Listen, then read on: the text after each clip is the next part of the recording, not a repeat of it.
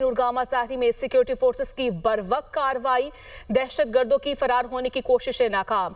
Security forces की मौसर कार्रवाई से बचने के लिए दहशत गर्द औरतों के रूप में भागने पर मजबूर।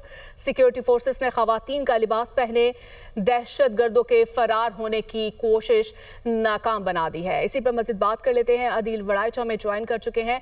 जी अदील, बताइएगा क्या सूरत हाल आप देख रहे हैं इस ऑपरेशन के बारे में?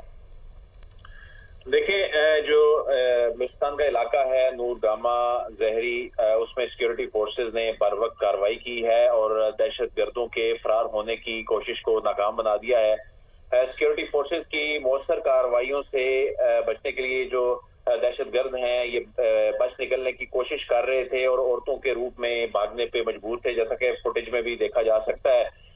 तो बलूचिस्तान का ये जो इलाका नूरगामा जहरी है, इसमें खुफिया इतलात पर सिक्योरिटी फोर्सेस ने यानी इंटेलिजेंस बेस्ड ऑपरेशन किया और इस ऑपरेशन के दौरान खवातीन का लिबास पहने दहशत गर्दों के फरार होने की कोशिश को नाकाम बनाया गया है और खवातीन का लिबास पहने दहशत गर्दों को कामयाब इंटेलिजेंस बेस्ड ऑपरेशन के दौरान गिरफ्तार कर लिया गया और गिरफ्तार दहशत गर्दों में एक अफगान शहरी भी शामिल है और दहशत गर्द जो है ये रूप बदल कर बच्चों और खवातीन को ढाल बनाते हैं।